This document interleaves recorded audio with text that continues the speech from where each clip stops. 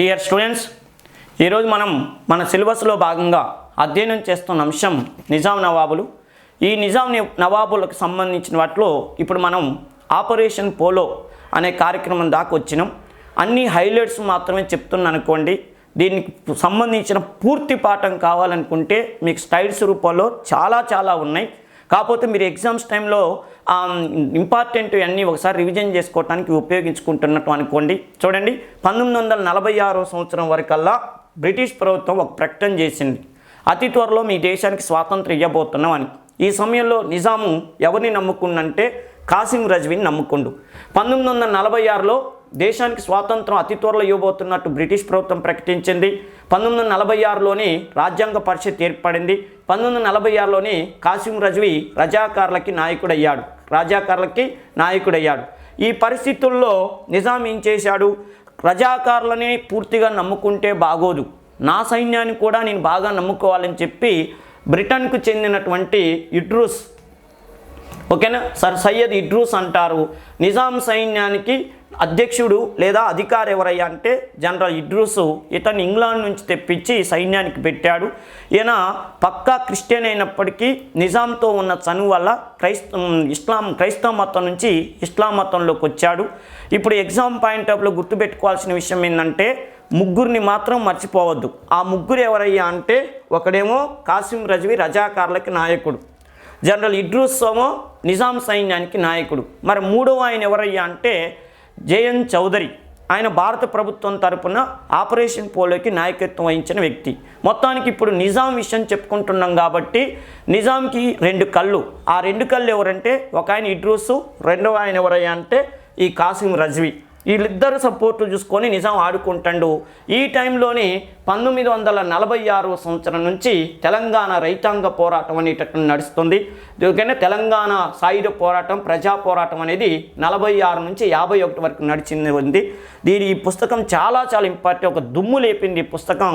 దీన్ని పుచ్చలపల్లి సుందరయ్య, మన నెల్లూరు జిల్లాకు చెందినటువంటి పుచ్చలపల్లి సుందరయ్య తెలంగాణ సాయుధ పోరాటం గుణపాఠాలు అనే పేరుతో ఓ పుస్తకం రాశాడు. ఓకేనా, వీర తెలంగాణ పోరాటం గుణపాఠాలు అంటే ఆ పోరాటం ద్వారా మనం ఏం గుణపాఠాలు నేర్చుకున్నాం అని దాని మీద పుస్తకం రాశాడు. సుందరయ్య రాసినటువంటి వీర తెలంగాణ పోరాటం గుణపాఠాలు అనే పుస్తకాన్ని ఆధారంగా చేసుకుని కోకొల్లలు వచ్చినాయి తెలంగాణ సాయుధ పోరాటం మీద పుస్తకాలు. ప్రతిదానికి దాన్ని రివిజన్గా పెట్టుకునే వాళ్ళనమాట. అంత సంచలనం కలిగించిన పుస్తకం ఇది. చూడండి, నిజాం ప్రభుత్వానికి వ్యతిరేకంగా తెలంగాణ సాయుధ పోరాటంలో సామాన్య ప్రజలు గెరిల్లా దళాలుగా పనిచేశారు. గెరిల్లా దళాలు, ఓకేనా. నిజాం సైన్యం ఇడ్రూస్ సైన్యాన్ని రజాకార్లను ఎదుర్కోవటానికి గెరిల్లా దళాలుగా పనిచేసినాయి. ప్రత్యేకంగా రేపు అడుగుతాడు, గెరిల్లా దళాలుగా పనిచేయటమే కాకుండా దొరల పాలనని వ్యతిరేకించి, దొరలేగా శత్రువులు, అసలు దొరల్ని పెట్టింది నిజాం. అంటే నిజామును తొలగించాలంటే ముందు దొరలను వేసిపడేయాలి, దొరలు నేర్పిస్తే నిజాం కూడా వెళ్ళిపోతాడని చెప్పి వీళ్ళు పోరాటం స్టార్ట్ చేశారు. అదేవిధంగా గ్రామీణ ప్రాంతాల్లో దొరల్ని అంతం చేసి ఈ సామాన్యులు తీసుకొచ్చిన ప్రభుత్వాన్ని ఏమంటారంటే సమాంతర ప్రభుత్వాలు అంటారు. సమాంతర ప్రభుత్వాలు, ఓకేనా. కమ్యూనిస్టు పార్టీ నాయకత్వంలో తెలంగాణలో దొరల పాలన అంతం చేసి గ్రామీణ ప్రాంతాలలో వాళ్ళు తీసుకొచ్చిన ప్రభుత్వాలు, ఈ సామాన్యులు తీసుకొచ్చిన ప్రభుత్వాలని సమాంతర ప్రభుత్వాలు అంటారు. తెలంగాణ సాయుధ పోరాటానికి హీరోలు ఎవరు లేరు, అర్థమైనా, మన హీరోలు ఎవరు లేరు, సామాన్యుడే హీరో. వీళ్ళు వెనుకున్నది ఎర్ర జెండా. ఆ ఎర్ర జెండా అడుగుజాడల్లో నడిచారు, విప్లవ సమిధులయ్యారు. గెరిల్లా దళాలని, గ్రామ రక్షక దళాలని, విధ్వంసక దళాలని పేరుతో ట్రైనింగ్ తీసుకొని ఒక ఆట ఆడిచ్చారు నిజాం ప్రభుత్వాన్ని. చూడండి, 1946 సంవత్సరం నుంచి తెలంగాణ ప్రాంతంలో గెరిల్లా దళాలు, ఓకేనా, పొలం దగ్గర కొడవళ్ళు, కత్తులు అవి పట్టుకునేటటువంటి వాళ్ళు ఏకంగా బుల్లెట్లన్నీ ఉపయోగించేటట్టు తెచ్చింది. అద్భుతమైనటువంటి ట్రైనింగ్ ఇచ్చారు ఈ కమ్యూనిస్ట్ వాళ్ళు. ఈ రైతులకి అంటే రైతులు నిన్నాళ్ళు ఇబ్బంది పెట్టింది దొరలు, జమీందారులు కాబట్టి వాళ్ళంతూ చూడాలి. ఎరా మాతో వెట్టి చాకరీ చేయించుకుంటారు, మా దగ్గర సరిబస్తా వసూలు చేస్తారు, మా దగ్గర లేవి విధానం వసూలు చేస్తారు, బిడ్డ మీ సంగతి చూద్దామని చెప్పి దొరలను వేసిపడేయటానికి వీళ్ళు సిద్ధమయ్యారు. మరి వీళ్ళకి ఆయుధాలు ఎలా ఉపయోగించాలో ట్రైనింగ్ ఇవ్వటానికి ఆజాద్ హింద్ ఫౌజ్ తెలుసు కదా, సుభాష్ చంద్రబోస్. ఆజాద్ హింద్ ఫౌజ్లో పనిచేస్తున్న మన తెలుగు వ్యక్తి అయిన రామచంద్రన్, ఓకే, రామచంద్ర అనే ఒక వ్యక్తిని తీసుకొచ్చి ట్రైనింగ్ ఇప్పించారు. వీళ్ళు ఒక టీము. చూడండి, రజాకార్లు ఒక్కొక్కడు దున్నపోతుల్లాగా ఊర్ల మీద పడి అరాచకాలను సృష్టించారు, అత్యాచారాలు చేశారు. ఓకేనా, వీళ్ళకి కాసిం రజవి అనేటటువంటి వాడు నాయకుడు.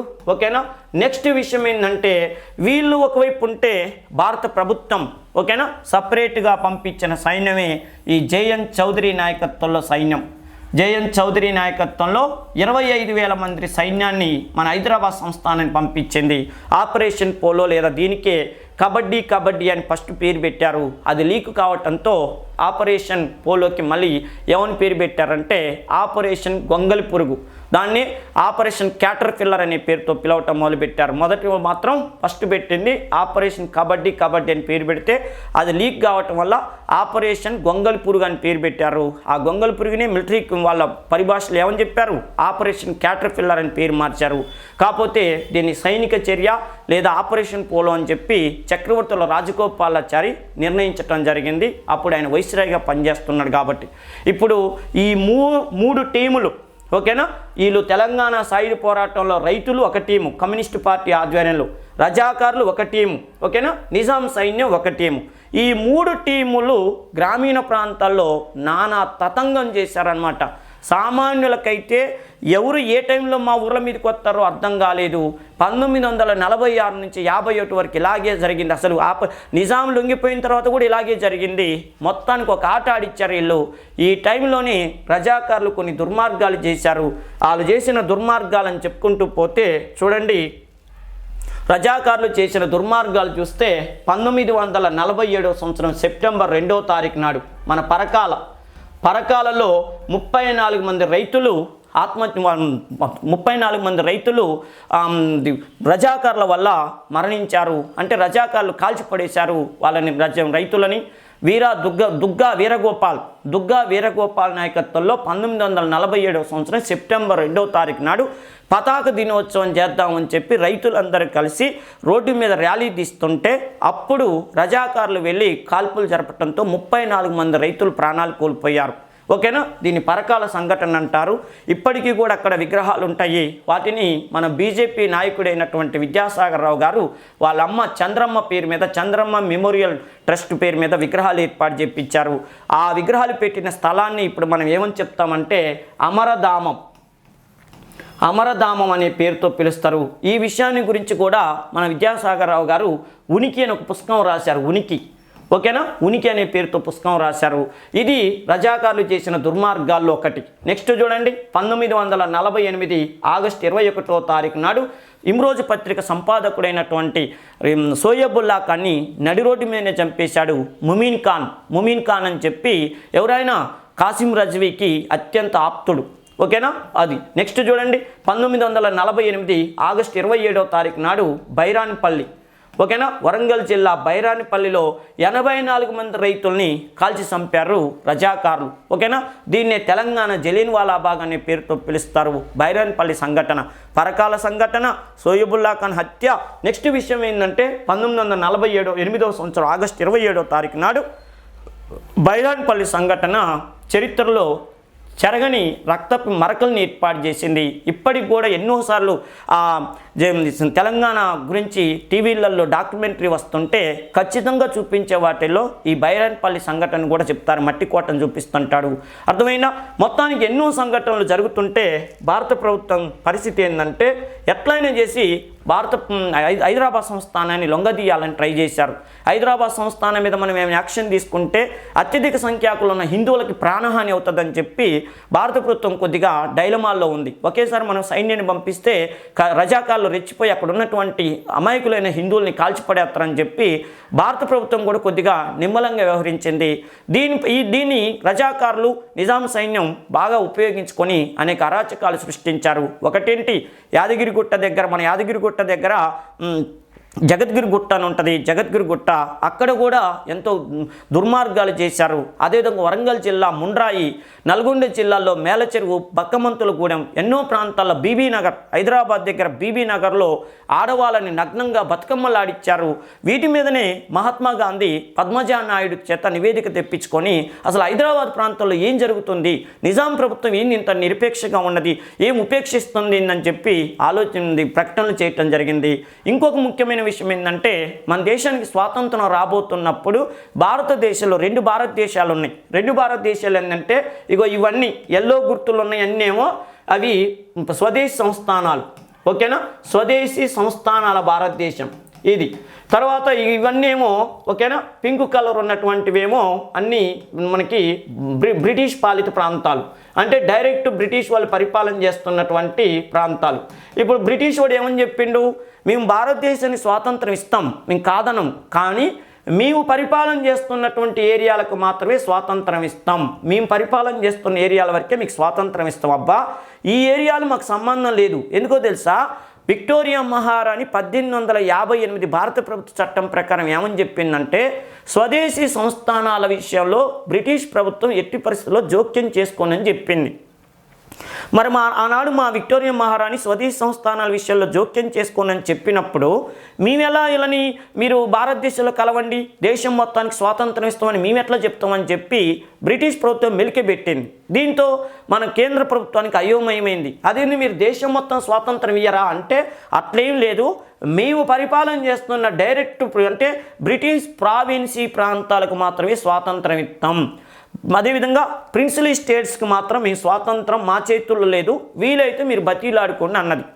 ఈ పరిస్థితుల్లో ఏం చేయాలో అర్థం కాక అయోమయం ఉంటుంది ఒకవైపు, రెండోది రజాకారులు వీళ్ళందరూ చేస్తున్న దుర్మార్గాలు ఒకవైపు భారత ప్రభుత్వాన్ని ఉక్కిరి బిక్కిరి చేసింది. ఈ సమయంలో నిజాం ఏమంటాడు, నేను ప్రత్యేక పాకిస్తాన్, న్యూ పాకిస్తాన్గా ఉంటానని చెప్పి నిజాం అడాబుడి చేస్తాడు. ఏమంటాడు, పాకిస్తాన్ అనే కొత్త దేశం ఎలా అయితే ఇండియా అవతల ఏర్పడుతుందో హైదరాబాద్ అనే దాంట్లో కూడా ప్రత్యేక పాకిస్తాన్ అనే దేశం ఏర్పడుతుంది. ఎందుకో తెలుసా, ఒక దేశానికి దేశం అనే గుర్తింపు ఉండాలంటే రాజ్యాంగం ఉండాలి, కరెన్సీ ఉండాలి, అంతర్జాతీయ గుర్తింపు ఉండాలి.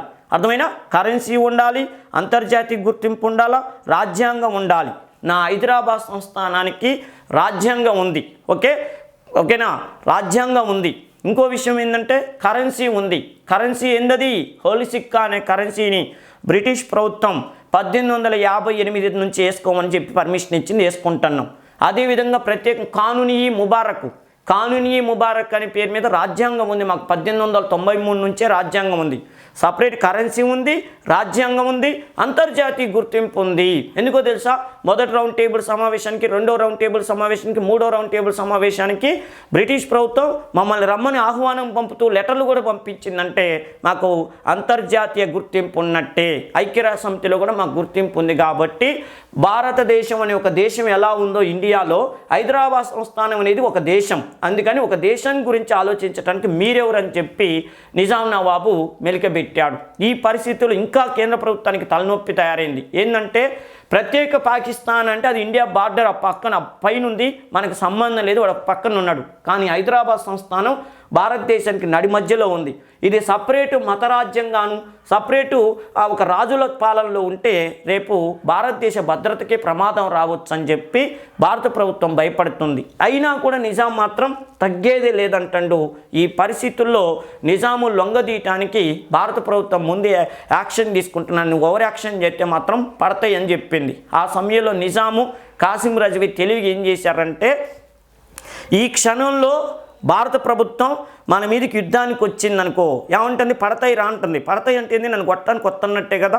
మరి వాళ్ళు నన్ను కొట్టడానికి వస్తే నేను కొట్టడానికి నా దగ్గర ఆయుధాలు ఉండాలి కదా.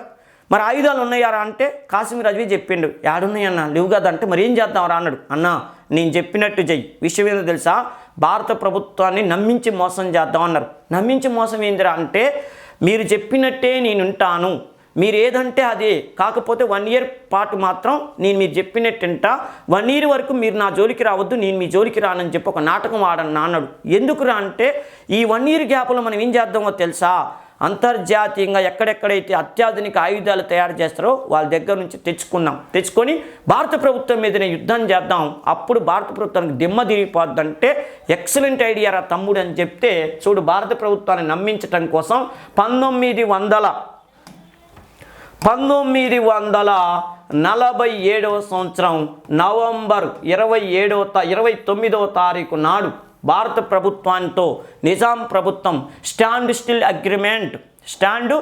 అగ్రిమెంట్ యథాతథ ఒప్పందం అని ఒక ఒప్పందాన్ని చేసుకుండు. ఏమన్నాడు తెలుసా? ఈ ఒప్పందం 1948 నవంబర్ 28వ తారీఖు వరకు అమల్లో ఉంటుంది అన్నాడు. 1 ఇయర్ పాటే. ఎందుకు రా అన్నారు? మీ మంచితనం నాకు అర్థం కావాలి కదమ్మా, అందుకని నేను 1 ఇయర్ వరకే మీ ఎమ్మటి ఉంటా అన్నాడు.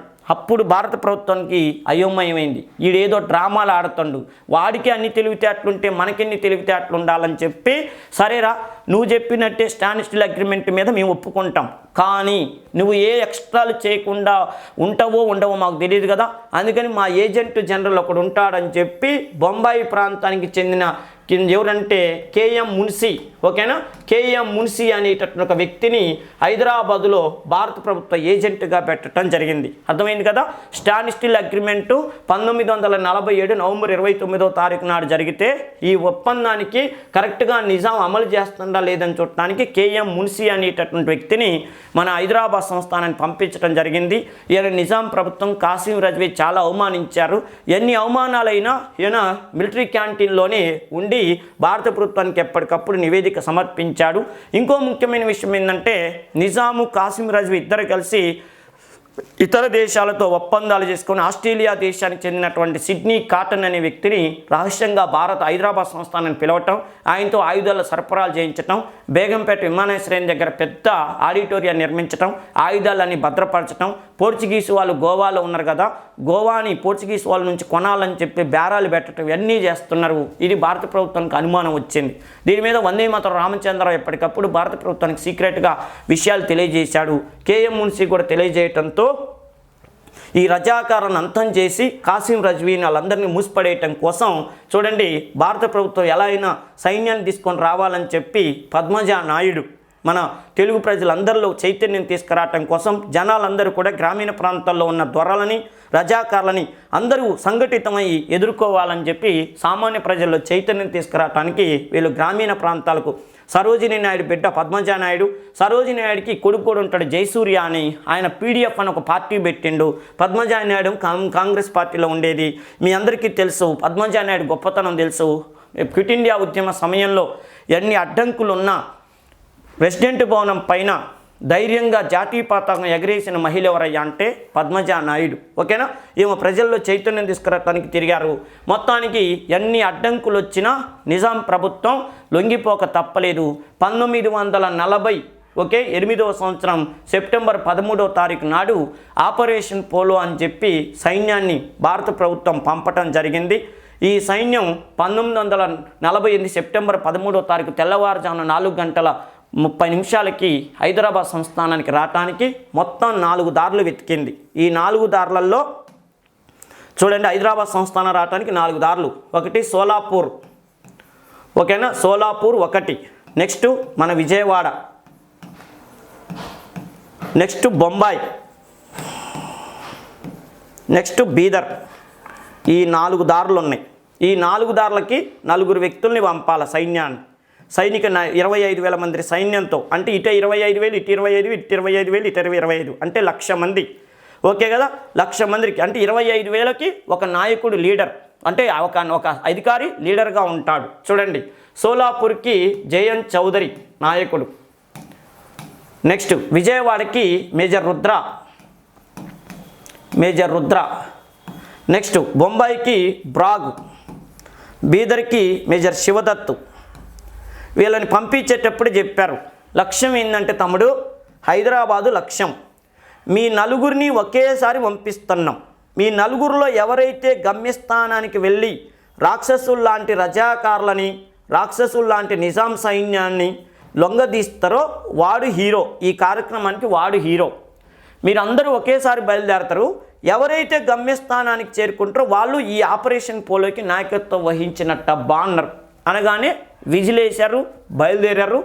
ఒక్కొక్కళ్ళు వాళ్ళ సైన్యాన్ని తీసుకొని వస్తున్నప్పుడు రజాకారులు ఎదిరించారు. కాసిం రజ్వీ సైన్యంతో పాటు ఈ నిజాం సైన్యం ఇడ్రూస్ నాయకత్వంలో సైన్యం ఎన్నో అడ్డంకులు పెట్టినప్పటికీ ఫస్ట్ వచ్చిన వ్యక్తి జేఎన్ చౌదరి వచ్చిండు లోనికి. ఓకేనా, జేఎన్ చౌదరి గమ్యస్థానానికి సెప్టెంబర్ 17వ తారీఖు నాడు చేరాడు. సెప్టెంబర్ 17వ తారీఖు నాడు సైన్యాన్ని తీసుకొని వచ్చాడు. సెప్టెంబర్ 17వ తారీఖు నాడు జేఎన్ చౌదరి హైదరాబాద్ను ఆక్రమించుకోవడంతో ఈ ఆపరేషన్ పోలోకి నాయకత్వం వహించినట్టుగా ఎవరిని ప్రకటించారంటే జేఎన్ చౌదరిని పెట్టారు. ఎందుకంటే ముందే వాళ్ళు చెప్పారుగా రూల్స్, ఎవరైతే గమ్యస్థానానికి చేరుకుంటారో వాళ్ళే దీనికి నాయకత్వం వహించారన్నారు. కాబట్టి ఈ నలుగురు పేర్లు కూడా గుర్తుపెట్టుకోండి. రుద్ర, జేఎన్ చౌదరి, బొంబాయి నుంచి బ్రాగు, శివదత్ అనేటువంటి వాళ్ళు.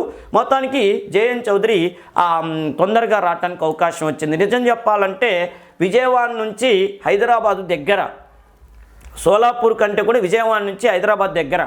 నిజం చెప్పాలంటే మేజర్ రుద్రానే తొందరగా రావాలి.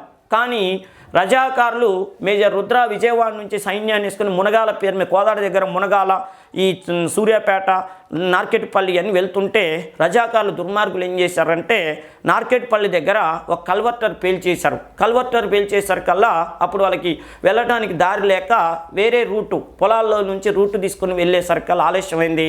మొత్తానికి జేఎన్ చౌదరి తొందరగా చేరుకున్నాడు. ఇంకో విషయం ఏంటంటే ఈ జేఎన్ చౌదరి తొందరగా చేరుకోవటానికి ఇంకొక కారణం ఏంటంటే వీళ్ళ ముగ్గురికి హైదరాబాద్ రావటం కొత్త.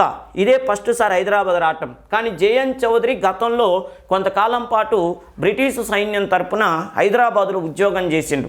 ఇప్పుడు మనకు ఒక ఏరియా తెలియనప్పుడు మనం ఆ ఏరియాకి పోవటం వేరు. అదే ఒక ఏరియాకి మనం బాగా తెలుసు అనుకోండి, అసలు మనం ఏ ఆలోచనలో ఉన్నా మన కాళ్ళు అంతే తెసిపోతుంటాయి. అట్లా అన్నట్టు జేఎన్ చౌదరి ఆల్రెడీ ఇంతకుముందు ఆడ ఉద్యోగం చేసిండు కాబట్టి ఆయనకి హైదరాబాద్ ఎటు నుంచి ఎట్టు వెళ్తే తొందరగా వెళ్ళొచ్చో తెలుసు కాబట్టి ఆయన వచ్చాడు. మొత్తానికైతే ఆపరేషన్ పోలో 13వ తారీఖు మొదలు పెడితే 17వ తారీఖు నాడు ముగిసింది.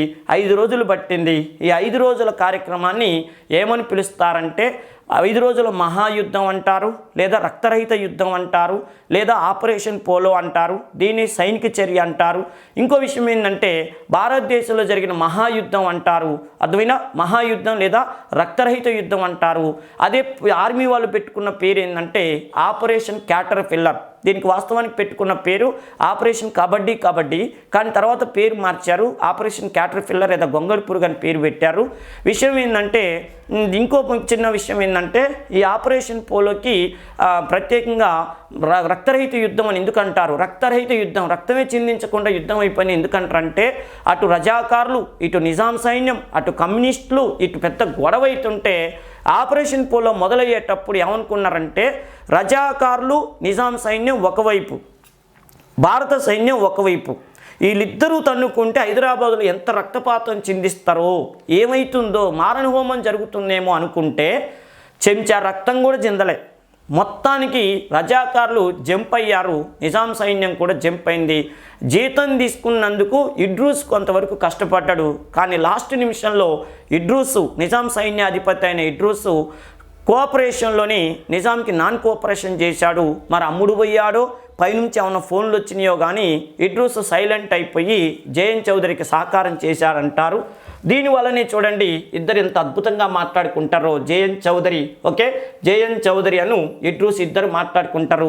మరి ఏమన్నా లావాదేవీల గురించి మాట్లాడుతున్నారో, నువ్వు నాకు సహకారం చేసినందుకు భారత ప్రభుత్వం జవహర్లాల్ నెహ్రూకి, సర్దార్ వల్లభాయ్ పటేల్కి నీ గురించి మంచిగా చెప్తాను అనుకున్నారు. ఎందుకంటే ఈ 5 రోజుల పాటు మనం అనుకున్నంత ఈజీగా యుద్ధం ఉంది. ఆ సైన్యం రావటం, హైదరాబాద్ని ఆక్రమించుకోవటం జరగలే. ఎట్టుందంటే సినిమాల్లో హీరోయిన్ని ఆ పెద్ద తాడి కేసు కట్టి నాగార్జున సాగర్ డ్యాము ఏదో డ్యామ్ మీద కట్టి హీరో పరిగెత్తుకుంటే ఆమెను రక్షించాలని వస్తుంటే విలన్లు అడ్డుపడుతుంటే ఆమె తాడు ఊగుతుంటే సామాన్య ప్రేక్షకుడు థియేటర్లో కూర్చున్నాడు ఎట్ట భయపడుతుంటాడు. ఆడ తాడు తెగుద్దో ఏమో, ఆమె హీరోని అరుతుంటుంది, రారా అంటుంటుంది. హీరో గారు ఆమెను రక్షించాలని పోతుంటే విషయం ఏంటంటే రౌడీలు అడ్డుపడుతుంటాడు. అప్పుడు సామాన్య ప్రేక్షకుడు కుర్చీలో నుంచి లేచి వాడే ఆ హీరోయిన్ని కాపాడదాం అన్నట్టుగా చూస్తుంటాడు. రెండో విషయం ఏంటంటే ఇంకో పెద్ద పరిస్థితి ఏంటంటే ఆ హీరోయిన్ కట్టిన తాడు చిన్నగా ఊగుతున్నప్పుడు ఎవడో ఒకడు దుర్మార్గుడు వచ్చి చాకు పెట్టి ఆ తాడుకు వస్తున్నప్పుడు ఇక థియేటర్లో కూర్చున్న ప్రేక్షకుడు అయితే ఆ టెన్షన్ తట్టుకోలేకపోతాడు. హీరో కానీ తొందరగా పోరా అంటే ఎవడో ఒకడు వీళ్ళని వచ్చి అడ్డుపడి కొట్టబోతుంటే వాని ఈడు కొట్టబోతుంటే ఆ తాడు దిగుద్దో ఏమో అన్నట్టుంటదే. ఇంకట్టుంది అనమాట పరిస్థితి. ఆపరేషన్ పోలోకి 17వ తారీఖు నిజాం ఖచ్చితంగా లొంగాలి. 17వ తారీఖు నాడు కనుక సెప్టెంబర్ 17 నిజాం కరెక్ట్గా ఆ రోజు లొంగకపోతే భారత ప్రభుత్వానికి పెద్ద సమస్య వస్తుంది. ఎందుకో తెలుసా? ఐక్యరాజ్య సమితి ఏమని చెప్పిందంటే సెప్టెంబర్ 17వ తారీఖు నాడు సాయంత్రం మేము ఐక్యరాజ్య సమితిలో మీటింగ్ పెట్టుకొని హైదరాబాద్ సమస్య గురించి చర్చిస్తామన్నారు. హైదరాబాద్ సమస్య గురించి చర్చిస్తామన్నప్పుడు హైదరాబాదును ఒక దేశంగా గుర్తించాలని గనక ఐక్యరాజ్య సమితి గనక ప్రకటన చేసిందనుకో, అప్పుడు ఒక దేశం మీదకి యుద్ధానికి పోవచ్చు. ఆలోచించండి, పోకూడదు. పోతే భారతదేశాన్ని ప్రపంచ ఆ సంస్థల నుంచి నిషేధం విధిస్తారు, అంటే ఇక భారతదేశాన్ని వెలియేస్తారు. అందుకని ఇప్పుడు భారత ప్రభుత్వ పరిస్థితి ఏంటంటే సెప్టెంబర్ 17వ తారీఖు మధ్యాహ్నం కల్లా నిజాం ప్రభుత్వం చేతులు లేపాలా, సరెండర్ కావాలా, లేకపోతే ఐక్యరాజ్య సమితిలో మీటింగులో మేము భారత ప్రభుత్వానికంటే ఐక్యరాజ్య సమితి హైదరాబాద్ సంస్థానానికే మద్దతు ఇస్తున్నాం, వాళ్ళ వైపే మేము ఉంటాం అంటే మాత్రం మనం హైదరాబాదు నిజాంతో కాదు గొడవ పెట్టుకునేది, ఐక్యరాజ్య సమితితో గొడవ పెట్టుకోవాల్సి వస్తుంది. ఐక్యరాజ్య సమితితో గొడవ పెట్టుకుంటే ఉంటారా చెప్పండి? ఇది పరిస్థితి. అందుకని ఆ సెప్టెంబర్ 17 పరిస్థితి దయనీయంగా ఉంది. అందుకని నేను ఇందాక హీరోయిన్ ఇప్పుడు జవహర్లాల్ నెహ్రూ పరిస్థితి ఎట్టుందంటే ఆ చెట్టుకి తాడు కట్టేసిన హీరోయిన్ని ఎలా కాపాడాలని హీరో ట్రై చేస్తుంటాడో, జవహర్లాల్ నెహ్రూ పరిస్థితి ఎట్టుందంటే హైదరాబాద్ సంస్థానంలో నిజాం ప్రభుత్వాన్ని తీసేసి భారత ప్రభుత్వంలో ఆ హైదరాబాద్ సంస్థానాన్ని కలపాలి, కలపకపోతే పరిస్థితి ఘోరంగా ఉంటుందనేటటువంటిది ఆయనకు అందుతున్న నివేదికలు. ఇక్కడ జవహర్లాల్ నెహ్రూ కంటే కూడా ఎక్కువగా ట్రై చేసినటువంటి వ్యక్తి ఎవరయ్యా అంటే సర్దార్ వల్లభాయ్ పటేల్ తెగువ, ఆయన ధైర్యమే ఈ ఆపరేషన్ పోలో సక్సెస్ కావడానికి ఒక కారణం అని చెప్తారు. ఇక చూడండి, జనరల్ ఇడ్రూస్ ఈ విషయంలో భారత ప్రభుత్వానికి కొంత సహకారం చేశాడంటారు. ఇకపోతే చూడండి, ఆపరేషన్ పోలో సక్సెస్ చేసిన ఘనత సర్దార్ వల్లభాయ్ పటేల్కి దక్కింది. అందుకని చూడండి, ఇలాంటి విపత్కర పరిస్థితుల నుంచి భారతదేశాన్ని కాపాడింది కాబట్టి ఈయనని ఉక్కు మనిషి అనే పేరుతో పిలుస్తాం. అర్థమైనా? ఇండియన్ బిస్మార్క్ అనే పేరుతో పిలుస్తాం. ఒకవేళ ఆనాడు గనక హైదరాబాద్ సంస్థానం గనక భారత ప్రభుత్వంలో కలవకుండా ఉండుంటే ప్రతిరోజు ఇండియాలో ఒక పాకిస్తాన్ని మనం చూడాల్సి వచ్చేది. అది ఆ ప్రమాదం తప్పింది భారత ప్రభుత్వానికి. ఏదేమైతేనే తాతయ్య మాత్రం లొంగిపోయాడు. తాతయ్య ఐక్యరాజ్య సమితిలో ఉన్న కంప్లైంట్ని తీసుకురమ్మని చెప్పి ఈ తాతయ్య అడిగితే తాతయ్య నాకేంది అన్నాడు. మరి నేను ఒప్పుకుంటా కానీ నాకేందంటే అప్పుడు ఈయనకి సంవత్సరానికి 1,50,00,000 రూపాయలు డబ్బులు ఇస్తాం, నీ భవనాలు నీయే, నీ ఆస్తులు నీయే, నీ బంగారం నీదే, నీకు ఏ సమస్య రాకుండా చూసుకుంటాం అబ్బా, ఐక్యరాజ్య సమితి నుంచి కంప్లైంట్ తీసుకురమ్మంటే అప్పుడు ఈయన తీసుకురావటానికి వెళ్తే ఐక్యరాజ్య సమితి గోబలే గుద్దుతానన్నది. నువ్వు కంప్లైంట్ ఇవ్వటం నువ్వే, తీసుకురావటం కూడా నువ్వేనా? ఐక్యరాజ్య సమితి రూల్స్ ప్రకారం కంప్లైంట్ ఇవ్వటమే కానీ తీసుకురావటం వీలేదన్నారు. మరి ఏంటంటే నువ్వు వెళ్ళి మేము చూసుకుంటాం అన్నది. అప్పుడు ఈ తాతయ్యని బతీలాడటం కోసం ఈ పెద్ద తాతయ్య ఈయనకి 1950వ సంవత్సరం జనవరి 26వ తారీఖు నుంచి రాజు ప్రముఖ్, ఓకేనా, రాజు ప్రముఖ్ అనే పదవిని కట్టబెట్టారు. ఆ తర్వాత 1956వ సంవత్సరంలో ఆ రాజు ప్రముఖ పదవి పోయిన తర్వాత మన అనంతపురంలో లోక్సభ టికెట్ ఇచ్చారు.